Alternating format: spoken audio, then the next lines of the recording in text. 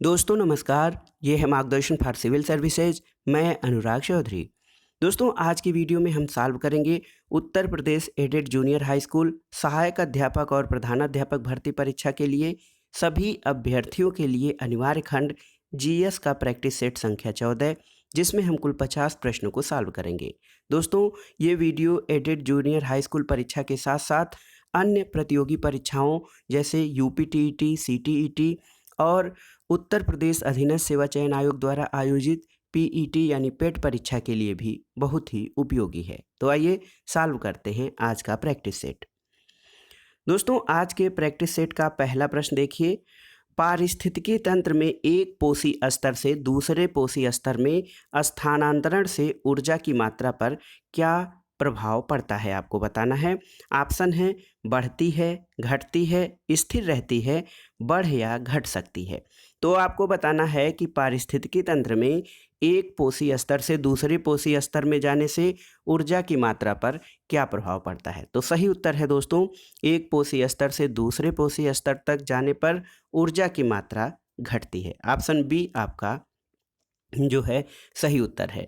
देखिए हर पोषण स्तर पर उपलब्ध ऊर्जा की मात्रा घटती है क्योंकि उसका कुछ कुछ ह्रास होता है और ये ऊष्मागतिकी के दूसरे नियम के आधार पर ये जो है प्रमाणित होता है।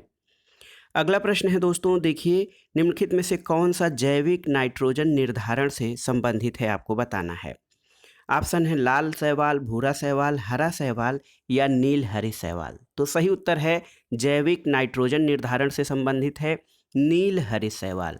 नील हरी शैवाल जलीय पौधों का एक समूह होता है जिसको साइनोबैक्टीरिया कहा जाता है। ये एक कोश की जीवाणु है और इस जीवाणु को धान की फसल के लिए वायुमंडल नाइट्रोजन को भूमि में स्थापित करने के उद्देश्य से उपयोग में लाया जाता है। अगला प्रश्न है दोस्तों, धुआं या स्माग। धुआं जिसको धूम्र कोहरा कहा जाता है दोस्तों, स्माग को आवश्यक रूप से वायुमंडल में किसकी उपस्थिति के कारण होता है। तो आपको बताना है स्माग जो कि धुआं यानी स्मोक और कोहरा जो कि फाग है उससे मिलकर बना है, इसको धूम्र कोहरा कोहरा कहा जाता है। दोस्तों धूम्र कोहरा वायुमंडल में नाइट्रोजन और सल्फर के ऑक्साइडों के उपस्थिति के कारण होता है। धूम्र फाग बनने में जो महत्वपूर्ण कारक हैं उसमें नाइट्रोजन और सल्फर के ऑक्साइड, ओजोन, धुएं और अन्य निलंबित कणों का संगठित या संगठन होता है धूम्र कोहरे में। अगला प्रश्न है निम्नलिखित में से कौन सा भारत में सतत विकास लक्ष्यों के कार्यान्वयन के लिए एक नोडल संस्था है। तो सही उत्तर है दोस्तों नीति आयोग। भारत में सतत विकास लक्ष्य यानी एजेंडा 2030 के समन्वय और कार्यान्वयन के लिए नोडल संस्था नीति आयोग है। अगला प्रश्न है दोस्तों, प्रकाश ऊर्जा का ऑप्टिकल फाइबर में संचरण किस घटना के प्रयोग द्वारा किया जाता है। तो प्रकाश तंतु या ऑप्टिकल फाइबर सिलिका से बनी पतली बेलनाकार नलिकाएं होती हैं जो कि प्रकाश के पूर्ण आंतरिक परावर्तन के सिद्धांत पर कार्य करती हैं। तो उत्तर हो जाएगा ऑप्शन ए, प्रकाश का ऑप्टिकल फाइबर संचरण पूर्ण आंतरिक परावर्तन के सिद्धांत पर कार्य करता है।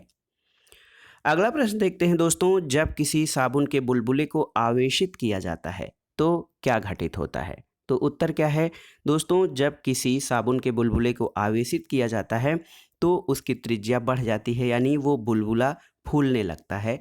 और भी तो याद रखिएगा, जब किसी साबुन के बुलबुले को आवेशित किया जाता है तो वो जो बुलबुला है उसकी त्रिज्या बढ़ जाती है।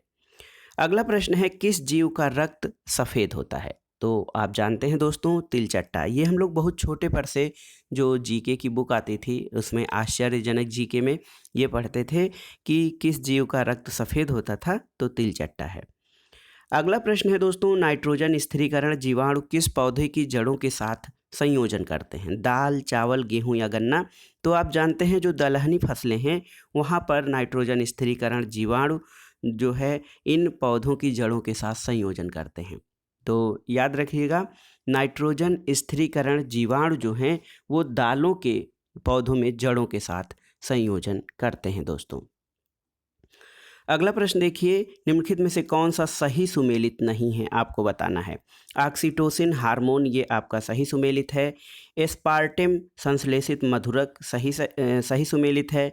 नियोप्रीन विशेष रबर होता है और रेयान रूपांतरित स्टार्च ये आपका सही सुमेलित नहीं है, क्योंकि दोस्तों रेयान जो है एक मानव निर्मित फाइबर है जिसे प्राकृतिक स्रोतों जैसे वृक्ष और अन्य कृषि उत्पादों से प्राप्त होता है। ये रूपांतरित स्टार्च नहीं जबकि फाइबर है। तो सही उत्तर हो जाएगा ऑप्शन डी। अगला प्रश्न देखते हैं दोस्तों, धन विधेयक भारत के संविधान के किस अनुच्छेद में परिभाषित किया गया है? तो याद रखिएगा, धन विधेयक या मनी बिल की परिभाषा अनुच्छेद 110 में दी गई है। अगला प्रश्न है, मोतीलाल नेहरू और चित्तरंजन दास ने 1923 में जिस पार्टी का निर्माण किया था उसका क्या नाम था? तो सही उत्तर है 1923 में दोस्तों मोतीलाल नेहरू और चित्तरंजन दास ने मिलकर स्वराज पार्टी की स्थापना की थी और इसकी स्थापना 1923 में इलाहाबाद यानी प्रयागराज में की गई थी। अगला प्रश्न है, जलियांवाला बाग हत्याकांड कब हुआ था? तो उत्तर है 13 अप्रैल 1919 बैसाखी के दिन। दोस्तों जलियांवाला बाग हत्याकांड 13 अप्रैल 1919 को हुआ था और जलियांवाला बाग पंजाब के अमृतसर शहर में है। दोस्तों आपकी जानकारी के लिए बता दें कि इस हत्याकांड की जांच के लिए हंटर कमेटी का गठन किया गया था, जिसकी रिपोर्ट 28 मई 1920 को प्रकाशित हुई थी। अगला प्रश्न है, मॉन्ट्रियल प्रोटोकॉल का संबंध किससे है? तो मॉन्ट्रियल प्रोटोकॉल ओजोन परत के संरक्षण से संबंधित है और ये प्रोटोकॉल याद रखिएगा 1987 में हस्ताक्षरित किया गया और ये 1 जनवरी 1989 से प्रभावी हुआ था। अगला प्रश्न है दोस्तों, भारतीय भाषाओं का केंद्रीय संस्थान, ये एक संस्थान है। भारतीय भाषाओं का केंद्रीय संस्थान ये कहाँ पर स्थित है? दोस्तों central institute of Indian languages ये मैसूर में स्थित है और मैसूर कर्नाटक में स्थित है। वर्ष 2019 में इस संस्थान ने अपनी स्वर्ण जयंती मनाई है। अगला प्रश्न है, निम्नलिखित में से किस प्रत्यक्ष लाभ योजना को Guinness book of world record में विश्व की सबसे बड़ी प्रत्यक्ष लाभ योजना माना गया है? तो सही उत्तर है दोस्तों, ये योजना है पहल। पहल क्या है कि ये पेट्रोलियम और प्राकृतिक गैस मंत्रालय और पहल योजना जिसको लिए गिनीज बुक ऑफ रिकॉर्ड में सबसे बड़ी प्रत्यक्ष लाभ नकद हस्तांतरण योजना का नाम दिया गया है। इसका पूरा नाम प्रत्यक्ष हस्तांतरित लाभ है। अगला प्रश्न है दोस्तों, राष्ट्रीय सामाजिक सहायता कार्यक्रम में गरीबी रेखा से नीचे के लिए कौन सा कार्यक्रम शामिल नहीं है? ऑप्शन देखिए, राष्ट्रीय परिवार लाभ कार्यक्रम, अन्नपूर्णा, महिला किसान सशक्तिकरण योजना और उपर्युक्त सभी। तो सही उत्तर है दोस्तों, राष्ट्रीय सामाजिक सहायता कार्यक्रम में गरीबी रेखा के नीचे से नीचे के लिए महिला किसान सशक्तिकरण परियोजना शामिल नहीं है, जबकि राष्ट्रीय परिवार लाभ कार्यक्रम, अन्नपूर्णा योजना, अंत्योदय योजना ये सारी योजनाएं गरीबी रेखा से नीचे के परिवारों के लिए जो है एक कार्यक्रम है।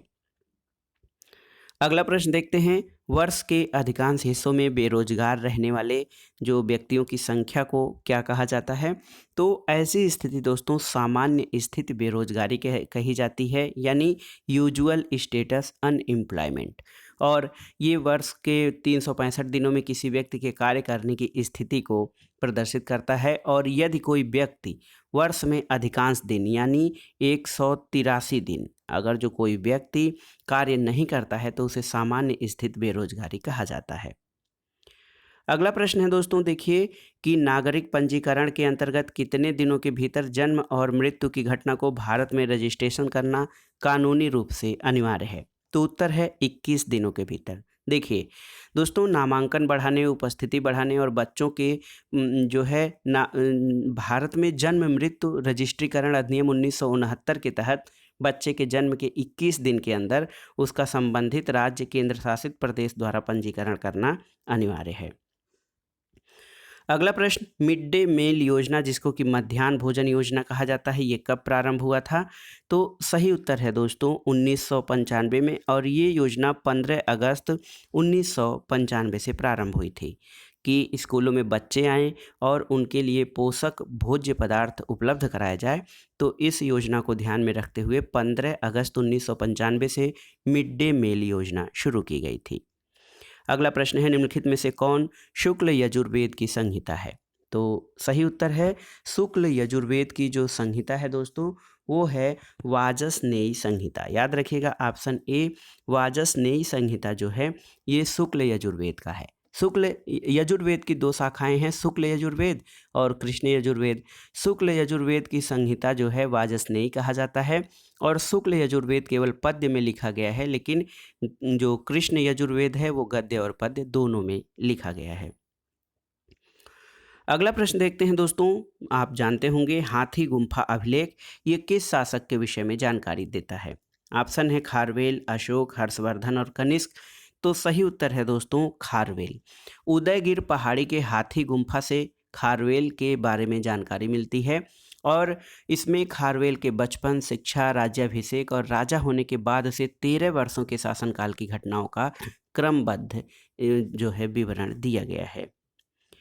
अगला प्रश्न है कि निम्नलिखित में से किस स्थान से मध्य पाषाण काल में पशुपालन के प्रमाण मिले हैं? तो जगह कौन सा है? देखिए बागोर। दोस्तों बागोर जो है यहाँ से मध्य पाषाण काल में पशुपालन के साक्ष्य मिले हैं और देखिए भीलवाड़ा ज़िले में, राजस्थान के भीलवाड़ा ज़िले में जो बाघौर स्थित है यहाँ से मिले हैं। इसके अलावा प्रारंभिक साक्ष्य मध्य प्रदेश में होशंगाबाद के निकट आदमगढ़ पुरा स्थल से भी मिले हैं। तो याद रखिएगा आदमगढ़ पुरा स्थल होशंगाबाद मध्य प्रदेश और बागोर राजस्थान से मध्य पाषाण काल में पशुपालन के प्रमाण मिले हैं। अगला प्रश्न है बहुत ही इम्पॉर्टेंट है, निम्नलिखित में से सिंधु सभ्यता से संबंधित कौन सा स्थल उत्तर प्रदेश में स्थित है? तो आप जानते हैं ऑप्शन सी आलमगीरपुर। दोस्तों आलमगीरपुर जो है वो उत्तर प्रदेश के मेरठ जिले में हिंडन नदी के तट पर स्थित सिंधु सभ्यता से संबंधित स्थल है। अगला प्रश्न है पुष्यमित्र शुंग द्वारा 2 अश्वमेध यज्ञ किए जाने के बारे में जानकारी कहाँ से मिलती है? तो सही उत्तर है पुष्यमित्र शुंग द्वारा 2 अश्वमेध यज्ञ कराए जाने की जानकारी अयोध्या लेख से मिलती है और पुष्यमित्र शुंग अंतिम मौर्य शासक बृहद्रथ का सेनापति था और 184 ईसा पूर्व में बृहद्रथ की हत्या करके इसने शुंग वंश की स्थापना की थी। मैकमोहन सीमा रेखा किन देशों के बीच है? तो आप जानते हैं भारत और चीन के बीच मैकमोहन सीमा रेखा है। अगला प्रश्न है निम्नलिखित में से कौन मृदा से संबंधित है? तो उत्तर है मृदा की संरचना और उसके घटकों को इडेफिक कहा जाता है। ऑप्शन ए आपका सही है। अगला प्रश्न देखते हैं भारत के निम्नलिखित राज्यों में किसकी तट रेखा सबसे लंबी है? तो यहाँ पर देखिए भारत की तट रेखा की कुल लंबाई 7516.6 किलोमीटर है और तट रेखा पर भारत के कुल 9 राज्य हैं और दोस्तों इन राज्यों में सबसे अधिक तट रेखा की लंबाई गुजरात राज्य की है।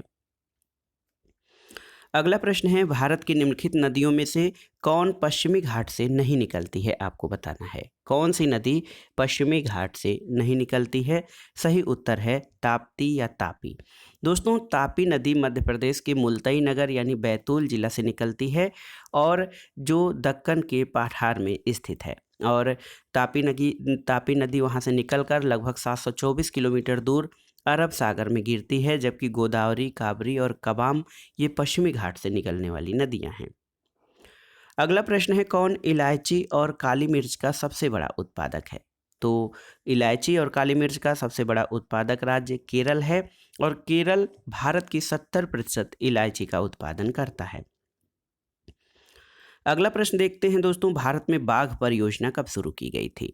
तो सही उत्तर है केंद्र। देखिए बाघ अभ्यारण्यों में जंगली बाघों के संरक्षण के लिए बाघ परियोजना 1 अप्रैल 1973 को प्रारंभ की गई थी।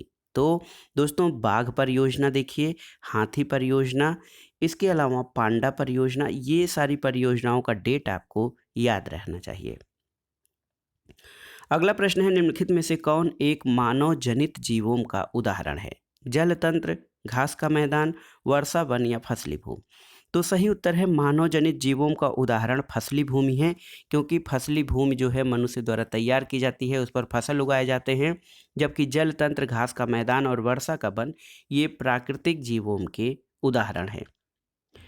अगला प्रश्न दोस्तों आपको बताना है नीति आयोग यानी राष्ट्रीय भारत परिवर्तन संस्थान जो कि योजना आयोग के स्थान पर लाया गया है, नीति आयोग का प्रथम उपाध्यक्ष कौन था, आपको बताना है।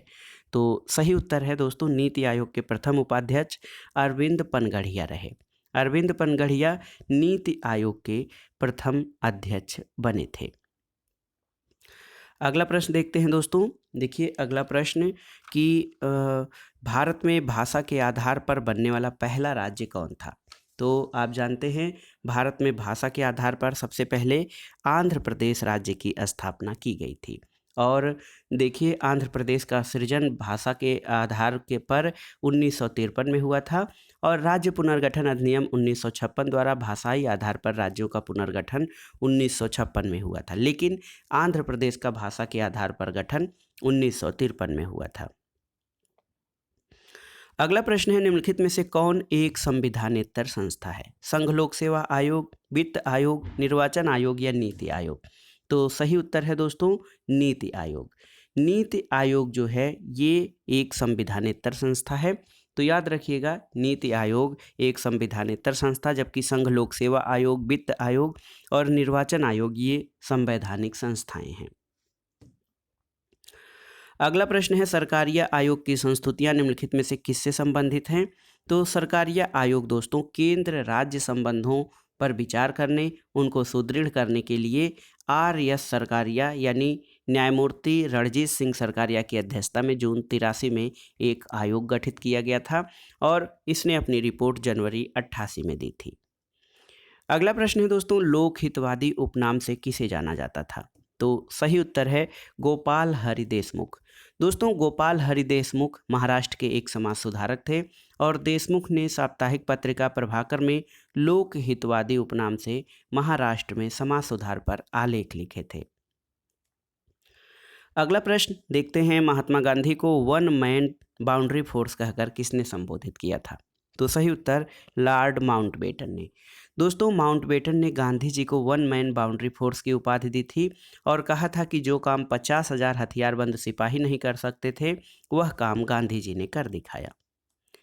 अगला प्रश्न करेंट अफेयर से है। देखिए 8 से 12 फरवरी 2021 के मध्य भारतीय रिजर्व बैंक द्वारा देश भर में वित्तीय साक्षरता सप्ताह मनाया गया।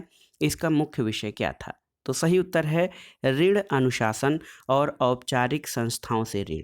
ऋण अनुशासन और औपचारिक संस्थाओं से ऋण दोस्तों ये 8 से 12 फरवरी 2021 के मध्य RBI द्वारा वित्तीय साक्षरता सप्ताह का जो है मूल थीम था।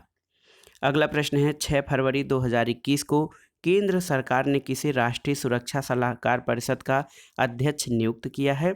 तो सही उत्तर है दोस्तों एस.एन. सुब्रमण्यम। एस.एन. सुब्रमण्यम को केंद्र सरकार ने राष्ट्रीय सुरक्षा परिषद का अध्यक्ष नियुक्त किया है। अगला प्रश्न देखते हैं, 8 से 21 फरवरी 2021 के मध्य भारत और अमेरिका की सेनाओं के बीच संयुक्त सैन्य अभ्यास युद्ध अभ्यास 2020 कहाँ आयोजित हुआ। तो ये आयोजित हुआ है दोस्तों महाजन फील्ड फायरिंग रेंज राजस्थान में। भारत और अमेरिका की सेनाओं के बीच युद्ध अभ्यास नाम से एक युद्ध अभ्यास होता है जो कि महाजन फील्ड रेंज राजस्थान में संपन्न हुआ। अगला प्रश्न है, दिसंबर 2020 अमेरिकी think tank canto institute and Canada के फ्रेजर इंस्टीट्यूट द्वारा संयुक्त रूप से मानव स्वतंत्रता सूचकांक 2020 जारी किया गया, जिसमें भारत का कौन सा स्थान रहा। तो दोस्तों जो मानव स्वतंत्रता सूचकांक है इसमें भारत का स्थान 111वां स्थान रहा 162 देशों की सूची में। तो सही उत्तर है भारत का स्थान इसमें 111वां था। अगला प्रश्न है दोस्तों, 1 से 15 फरवरी 2021 के मध्य राष्ट्रीय जनजातीय पर्व आदि महोत्सव कहाँ आयोजित किया गया। तो आदि महोत्सव नई दिल्ली के INA स्थित दिल्ली हाट में आयोजित किया जा रहा है। तो सही उत्तर ऑप्शन ए नई दिल्ली में राष्ट्रीय जनजातीय पर्व आदि महोत्सव का आयोजन किया जा रहा है। अगला प्रश्न है, 27 जनवरी 2021 को संपन्न 18वीं राष्ट्रीय federation cup junior under 20 athletics championship 2021 का कौन राज्य ओवरऑल चैंपियन बना है। तो सही उत्तर है ये राज्य दोस्तों कौन सा राज्य है। देखिए हरियाणा। हरियाणा में आप जानते हैं खिलाड़ियों की संख्या और उत्कृष्ट कोटि के खिलाड़ी हैं, वहाँ पे सुविधाएं भी अच्छी हैं।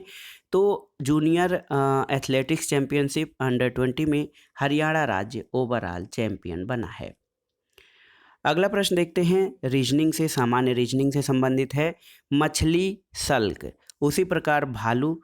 दोस्तों मछली जिस प्रकार से, मछली का शरीर सल्क से ढका होता है, उसी प्रकार भालू का शरीर लोम चर्म से ढका होता है। तो याद रखिएगा, मछली का शरीर सल्क से और भालू का शरीर लोम चर्म से।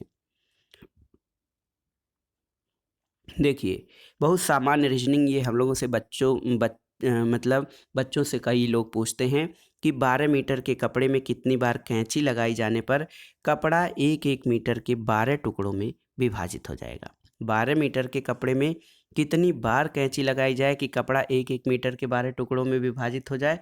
तो सही उत्तर है दोस्तों, 12 टुकड़ों में विभाजित करने के लिए 11 बार कैंची लगानी पड़ेगी, क्योंकि जब लास्ट में 2 टुकड़े बचेंगे तो उसमें केवल 1 बार ही कैंची आप लगाएंगे, तो वो टुकड़ा जो है 12 टुकड़ों में बंट जाएगा। अगला प्रश्न है, दिए गए विकल्पों में से विषम शब्द युग्म ज्ञात कीजिए। बछड़ा, मुर्गी, उसके अलावा आपको बताना है बछड़ा, मुर्गी, मेमना और सशक। तो सही उत्तर है बछड़ा, मुर्गी, मेमना और सशक में देखिए बछड़ा, मुर्गी, मेमना ये तीनों बच्चे हैं और मुर्गी जो है वयस्क है, इसलिए मुर्गी जो है, मुर्गी अन्य तीनों से भिन्न है। मुर्गी के बच्चे को चूजा कहा जाता है, इसलिए मुर्गी वयस्क है और वो इन तीनों से अलग है। अगला प्रश्न है, जो भिन्न हो वो बताइए। जनवरी मई, अप्रैल जून, जुलाई अगस्त, जनवरी दिसंबर। तो इसमें भिन्न कौन सा है? अप्रैल और जून, ये 30 के महीने हैं दोस्तों, जबकि और देखिए और जो युग्म है जैसे जनवरी मई, जुलाई अगस्त, जनवरी दिसंबर, ये सभी 31 के महीनों के अंतर्गत आते हैं। तो सही उत्तर ऑप्शन बी हो जाएगा। अगला प्रश्न है, एक घड़ी में 4:30 हो रहे हैं, यदि मिनट की सुई पूरब की ओर हो तो घंटे की सुई किस दिशा में होगी? आपको बताना है। तो दोस्तों जो देखिए घड़ी की सुई, घड़ी आप बना लीजिए, यहाँ पर देखिए, यहाँ पर 3 है, ये देखिए यहाँ पर 4:30 हो रहे हैं, तो घड़ी की सुई ऐसे होगी 4:30 पे। तो आपको बताना है कि जब 4:30 हो रहे हैं तो घंटे की सुई किस तरफ होगी? घंटे की सुई ये देखिए, ये घंटे की सुई है आपकी और ये उत्तर पूर्व की तरफ होगी। तो सही उत्तर है घंटे की सुई उत्तर पूर्व की तरफ होगी, यदि मिनट की सुई पूरब की तरफ है। मिनट की सुई ये जो पूरब है यहाँ पे, तो ये घंटे की सुई उत्तर पूरब की तरफ होगी। अगला प्रश्न है दोस्तों, किसी कोड व्यवस्था में एप्पल का कोड ETTPI है और दिल्ली का कोड इसी प्रकार क्या होगा?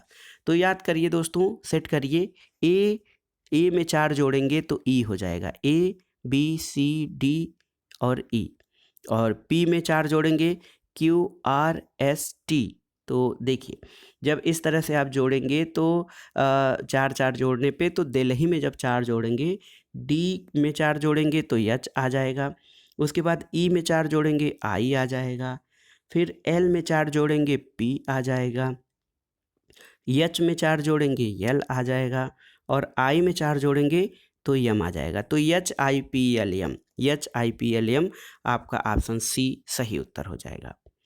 अगला प्रश्न और इस वीडियो का आखिरी प्रश्न है कि 8 से 12 फरवरी 2021 के मध्य नेशनल हार्टिकल्चर फेयर 2021 कहाँ संपन्न हुआ? तो उत्तर है बंगलुरु।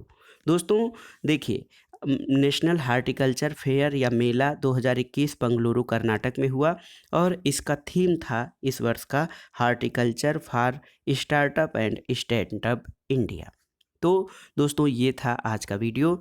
देखिए इसमें हमने एडेड जूनियर हाई स्कूल सहायक अध्यापक और प्रधानाध्यापक भर्ती के लिए जो ये प्रैक्टिस सेट था जीएस का, इसको सॉल्व किया, लेकिन इसके अलावा ये प्रैक्टिस सेट UPTET, CTET और विशेष करके देखिए तो